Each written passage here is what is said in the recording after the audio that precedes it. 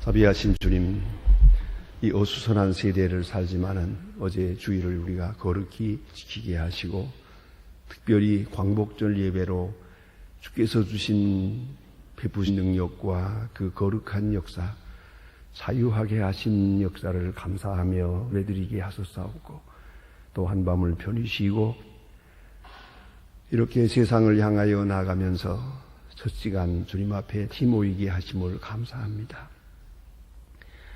한두 사람이 내 이름으로 모일 때 주님께서 값이 계시겠다고 말씀하신 주님, 두세 사람이 아니라 여는 지금 이렇게 많은 성도들이 주의 이름으로 모였습니다. 이 가운데 함께 계시고 친히 임재하셔서 한 사람 한 사람을 만나 주시옵소서. 사람들이 모였다 헤어지는 곳이 되지 않게 하시고 주님을 만나는 곳이 되게 하시고, 주 안에 있는 나 자신을 발견하는 시간 되게 하시고, 하나님의 거룩하신 빛 앞에 있는 나의 존재를 발견하는 시간 되게 하시고, 내가 머지않아 주님 앞에 가서 섰을 때에 어떤 모습으로 서게 될 것인가를 미리 볼 수 있는 시간이 되게 해 주시옵소서. 하나님 아버지, 이 시간은 거룩한 시간이 되고 주와 나와 함께 하는 시간이 되게 하옵소서. 오랫동안 기도해 오던 것이 여기서 응답을 보게 하시고, 또한 주의 말씀 속에서 내게 주시는 지시와 지혜와 능력을 마치 좋은 샘물을 마다 갈급한 사람이 물을 마시는 것 같이 시원하게 듣고 깨닫고 감격하는 심 되게 하옵소서. 내 지혜로 살지 말고 주의 말씀으로 살고, 내 생각대로 말하지 않고 주님의 거룩하신 뜻을 앞세우며 말하게 하시고, 내가 만나는 모든 사람에게 위로를 주고 기쁨을 주고 또 그리고 행복을 주고 복음 줄 수 있게 하시며, 혹이라도 내가 남을 낙심하게 하고 남을 나약하게 하고 근심하게 하는 그런 부덕한 언어 행위가 없게 도와주시옵소서. 우리의 얼굴빛을 보는 사람들이 기쁨을 얻고 함께로 돌아오게 하시고 주의 사랑을 확인하게 하옵소서.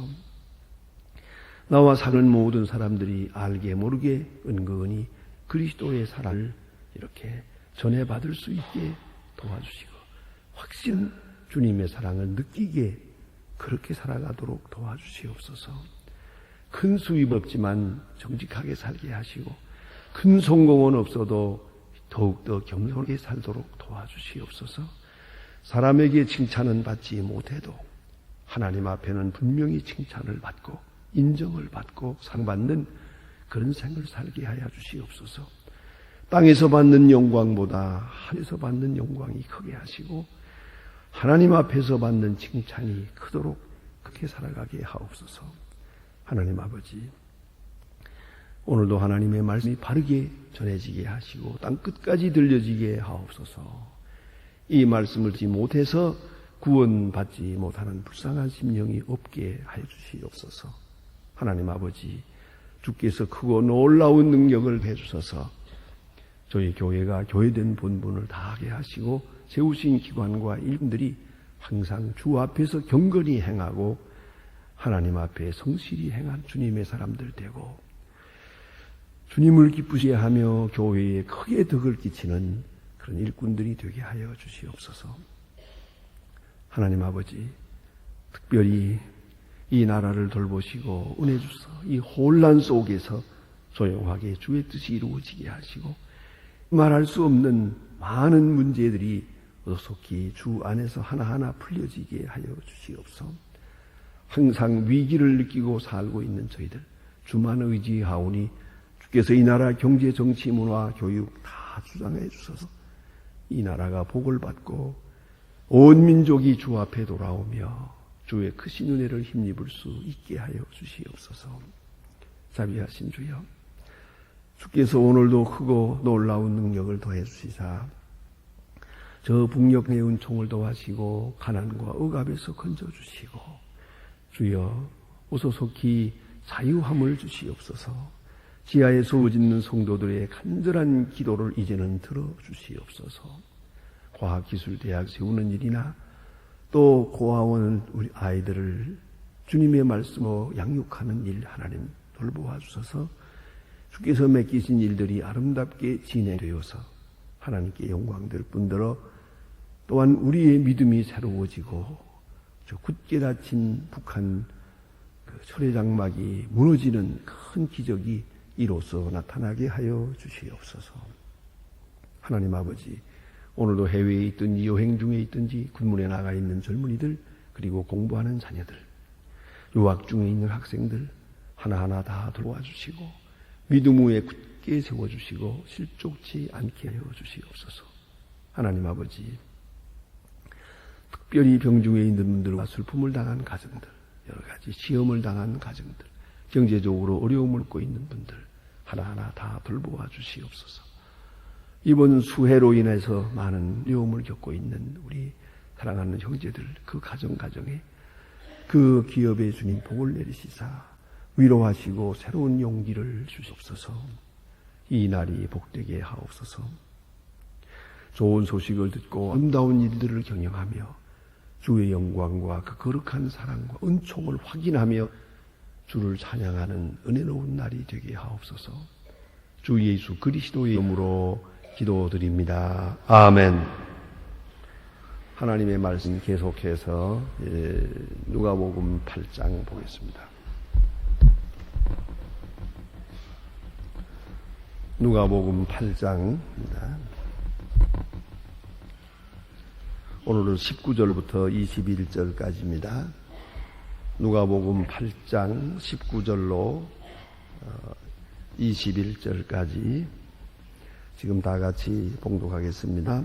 예수의 모친과 동생이 왔으나 무리를 인하여 가까이 하지 못하니 혹이 고하되 당신이 모친과 동생들이 당신을 보고 밖에 섰나이.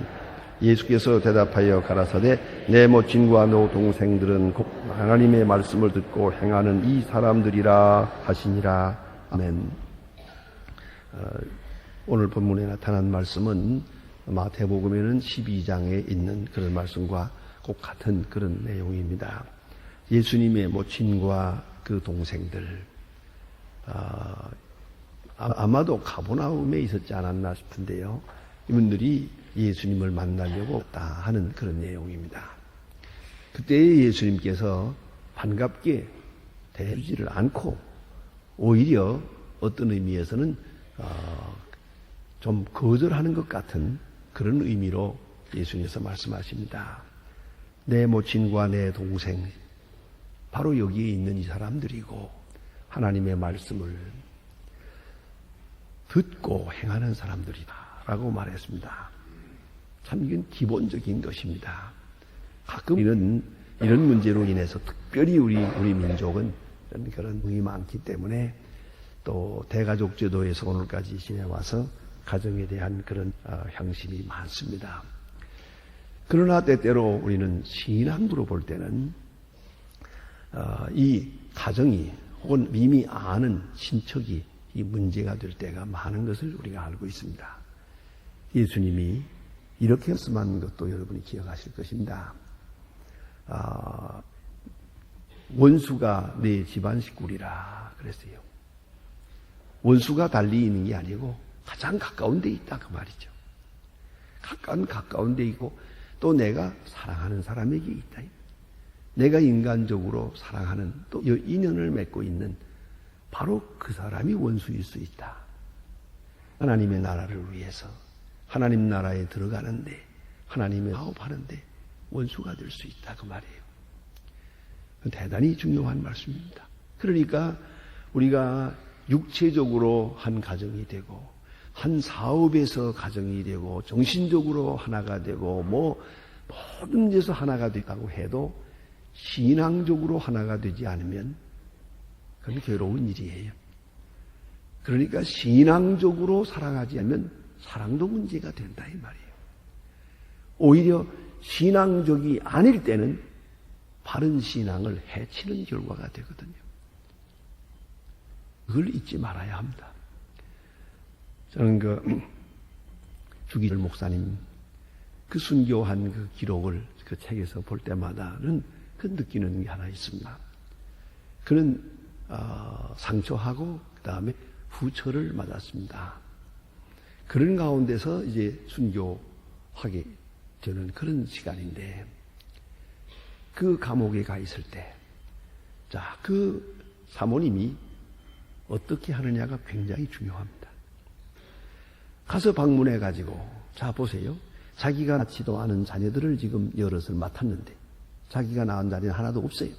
그런데, 지금 뭐, 생활을 누가 도와줍니까? 아주 어려운데, 만일에 그 감옥에 가서 방문하면서, 당신 정신 있어? 다른 사람들은 다 이렇게 신사참배하면서 잘 살더만. 나 이거 젊은 처녀를 데려다가 이렇게 이 아이들을 맡겼고, 당신은 순교하고, 난 어떡하라는 거예요?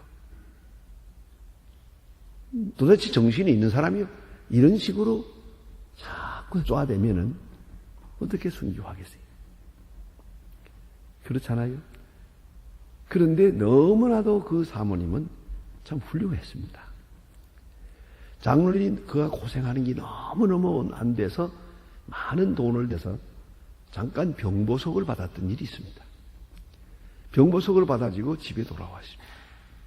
돌아와서 문간에 섰을 때 사모님이 딱 면서 집에 들이질 않았습니다. 변절한 줄 알고 신앙을 버린 줄 알고 살아 돌아오면 내 남편 아닙니다. 그랬어요. 살아 돌아오면 내 남편 아닙니다. 그래서 목사님이 아니요, 나 변절한 거 아니라고. 어쨌든 몸이 불편하고 잠깐 나가고 해서 나온 건데 절대 변절한 거 아니라고. 이걸 확인하고야 문 안에 드렸습니다.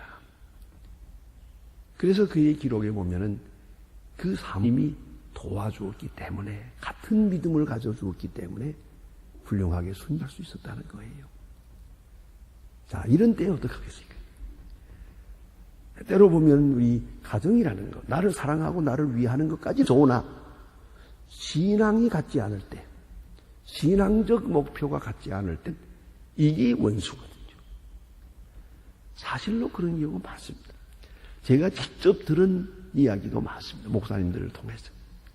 외정 말년에 꼭 순교해야 될 것인데 순교 못했대요. 신사참배를 하고 말았어요. 왜 그랬을까? 가족 때문에.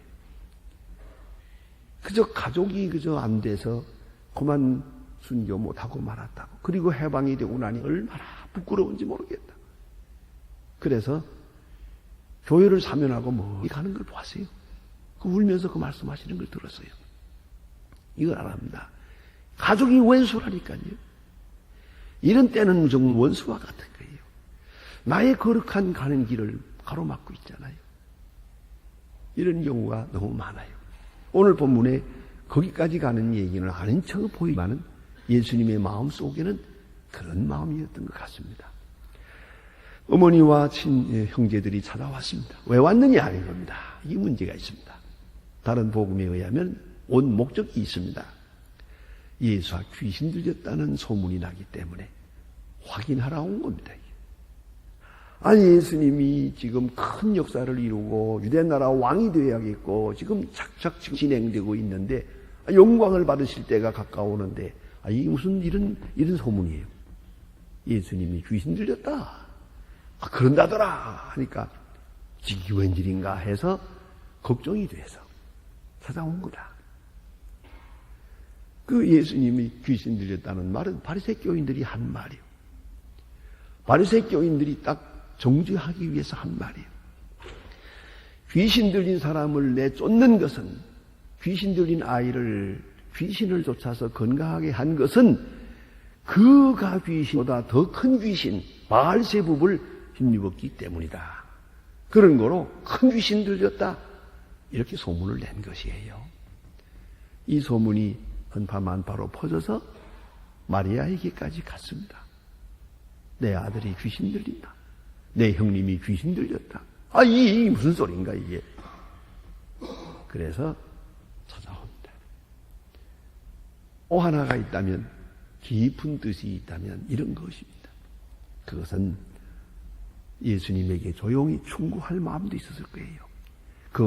바리새 교인과 서기관들, 저 사람들 무서운 사람들인데 비껴가면 막 잡아다 죽이는 사람들인데 너무 충돌되지 말라고 너무 정명 충돌하지 말라고. 저 사람들하고 저렇게 충돌하면서 이래가지고는 어려울 거라고. 이 당대의 이 무서운 사람들, 정면 충돌하지 말고, 정면 돌파하지 말고, 좀 어떻게 비껴가면서 그렇게 저 사람들의 감정을 상하지 않게 그렇게 복음 사업하는 것이 장래가 좋을 거라고. 딴에는 그런 충고하려고 온 거예요. 예수님을 사랑해서. 예수님을 사랑해서 말입니다. 또 한 사람 있죠. 여러분 아시는 대로 베드로. 예수님께서 십자가를 지신다 할 때 아유 말 그런 일이 절대로 없을 것입니다 하고 많이 하잖아요. 아니 무슨 소리입니까? 왜 십자가를 지려고 합니까? 능력이 많으시지요. 우리가 주변에 있지요. 그런 불길한 소리를 왜 하십니까? 그때 예수님이 뭐라고 했습니까? 자기 사랑하는 제자, 주는 그리스도시요 살아계신 하나님의 아들이라고 방금 신앙을 고백한 제자인데도 사탄이라고 했어요. 사탄아 물러가. 자, 사탄이 따로 있습니까? 베드로가 사탄이더라고요. 베드로 속에 사탄이 있더라고요. 여기 문제가 있습니다. 인정에 끌려서 위하는 척하고 그리스도를 위하는 것처럼 하고 그리스도의 장래를 위하는 것처럼 하고 하나님의 나라 건설에 위하는 척하는데 이것은 잘못된 신앙이에요. 그래서 예수님의 마음을 약하게 하는 것이에요. 예수님의 극한 뜻을 흔들어 놓는 것이에요. 그래서 오늘 시간에 예수님은 그 어머니, 그 아들, 저 동생들을 맞지 않습니다. 내 형제요 모친이냐 이거예요. 얼마나 중요한 말씀입니까? 우리가 종종 인정에 걸려서 말이에요. 나를 위해서 이 문제에서 흔히 잘못된 신앙에서는 사랑의 이름으로 삼죽이는 겁니다. 위한답시고 정의라니 이게 문제다. 거기에 신앙 없어요. 바른 십자가의 이해가 없어요. 특별히 요한복음 7장은 5절은 늘 특별한 마음으로 읽을 수 있는 그런 생각하는 말씀입니다. 예수님의 친동생들도 예수를 믿지 않았다 이렇게 기록이 돼요. 예수님의 동생들이 예수를 믿지 않았다. 그 무슨 말입니까? 어찌 생각하면 요새 우리 개념으로 생각하면 교회 나왔다 예수 안 믿었다는 말이죠. 그런 얘기가 아닙니다. 이거는요. 예수님의 동생들이 예수님에게 뭐라고 충고를 하는 거 아니? 많은 사람에게 나타내기를 좋아하는 사람이 왜 여기 있습니까? 절기가 되었는데 많은 사람이 예루살렘에 모이는 때인데 빨리 예루살렘으로 가십시오. 빨리 올라가십시오. 올라가서 출세하십시오. 이런 충고예요. 이 충고하는 것을 듣고 성경은 이렇게 말하고 있어요. 예수님의 동생들도 예수를 믿지 않았다. 적어도 예수님의 동생들은 예수님이 메시아인 것을 믿고 있어요. 예수님이 이적을 행한다는 것도 믿고 있어요. 많은 사람에게 인기가 있고 많은 사람에게 높은 존경을 받고 있다는 것도 믿고 있어요. 큰 권능을 가지고 있다는 걸 믿고 있어요. 그리고 빨리 올라가서 출세하라고 등을 밀고 재촉하는 거예요. 자, 이것이 예수 믿는 겁니까? 십자가를 이해하지 못한 신앙은 잘못된 신앙이에요. 모든 것은 하나님께 맡기고 내가 할 일은 썩어지는 미랄처럼 십자가를 지는 거예요. 미랄 한 알이 땅에 떨어지면 죽으면 열매를 맺고 그대로 있으면 열매를 맺을 수 없다. 주님의 말씀이요. 주님은 그대로 실현하셨습니다. 이걸 아셔야 됩니다. 십자가의 큰 뜻을 이해하지 못하는 그 어머니든 동생이든 그 친척이든 누구든 위한다고 하고 사랑한다고 하고 뭐 걱정해 줬댔자 아무 소용없어요. 이건 다 조금 잘못되면 다 사탄과 같은 거예요. 십자가의 길을 흔들어 놓는 거예요. 거룩한 뜻을 방해하고 있는 거예요. 그걸 잊지 말아야 돼요. 그래서 오마도에 있는 말씀. 자, 저희도 이와 같이 이만큼 왜 주님 예수님 모친과 형제들이 예수님께 왔는가? 왜 만나려고 했는가? 우리도 이 성경 주변에 있는 그 사건들을 보면서 충분히 이만큼 짐작할 수가 있어요. 예수님은 더 많은 것을 아셨을 거예요. 그런 거로 누가 내 부모친이요 형제냐 그랬어요. 그 누구든 상관없어요. 과거에 얼마나 인연이 있든 없든 상관없어요. 나를 사랑한다고 아무리 고한들 소용. 그 사랑은 잘못된 거예요. 확실히 예수님은 대단한 분이었습니다. 그래서 모든 인정을 다 끊어버리고요. 그리고 이 자리에서 말씀합니다.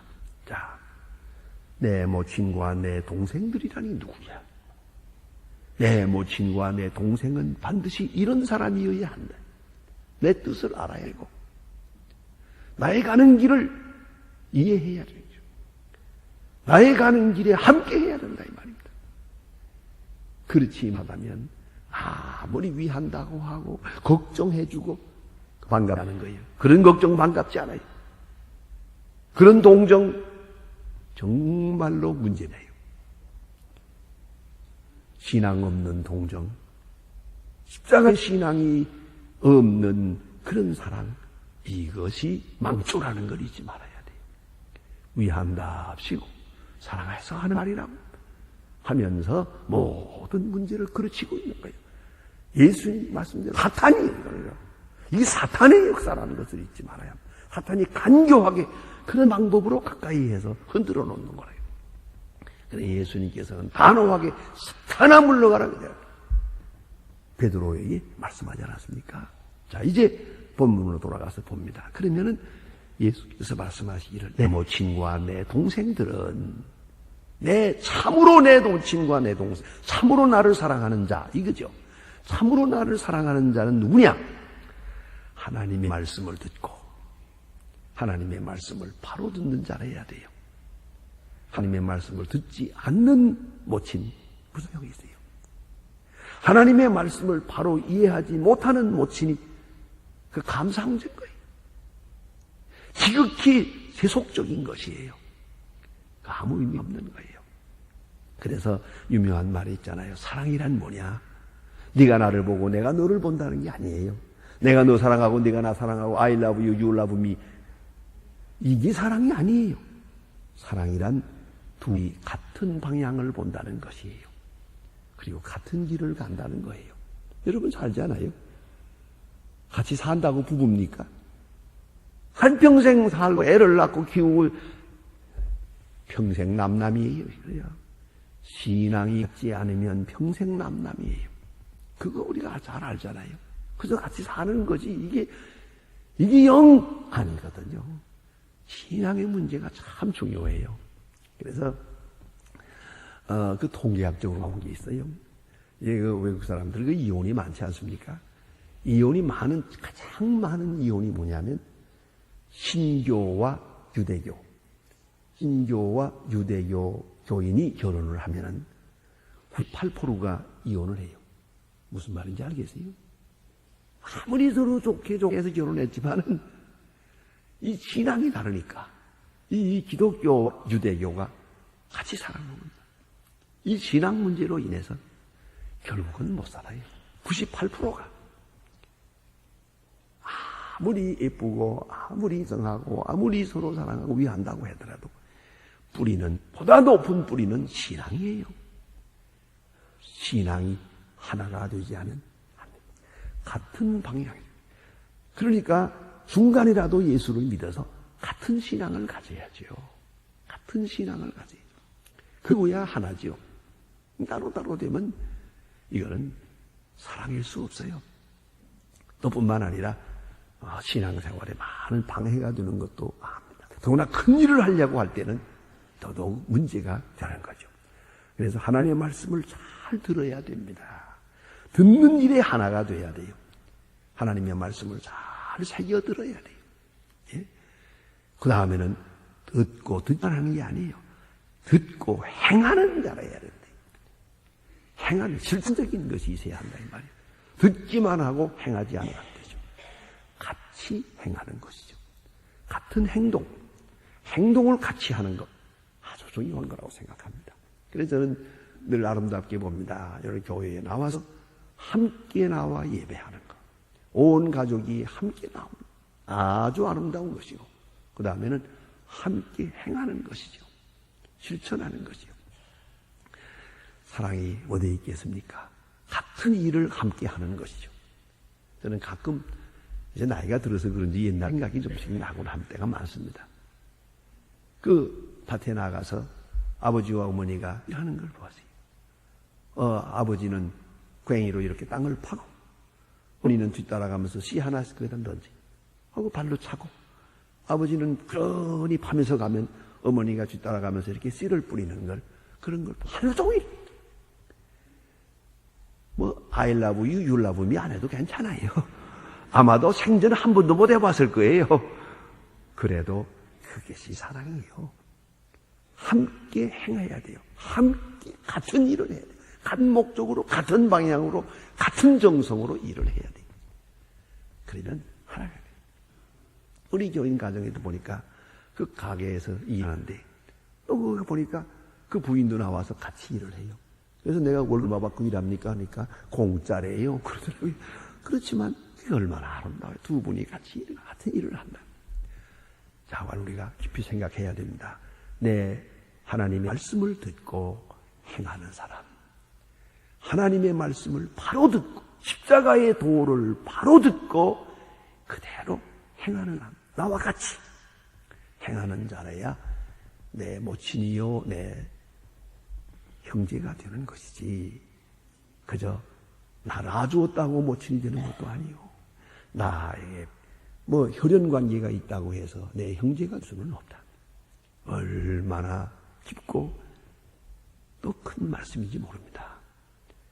자, 주위에 있는 사람들 돌아보며 야 여기 내 모친과 내 형제들을 보라.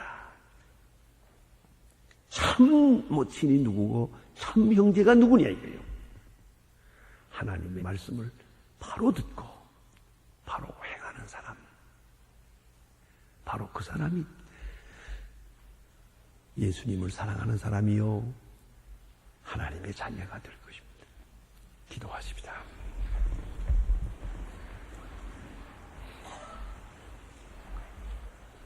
하늘에 계신 우리 아버지시여 이름이 거룩히 여김을 받으시오며 나라의 마옵시며 뜻이 하늘에서 이룬 것 같이 땅에서도 이루어지이다. 오늘날 우리에게 일용할 양식을 주옵시고 우리가 우리에게 죄 지은 자를 사하여 준 것 같이 이 죄를 사하여 주옵시고 우리를 시험에 들게 하지 마옵시고 다만 악에서 구하옵소서. 내 나라와 권세와 영광이 아버지께 영원히 있사옵나이다. 아멘. 아멘.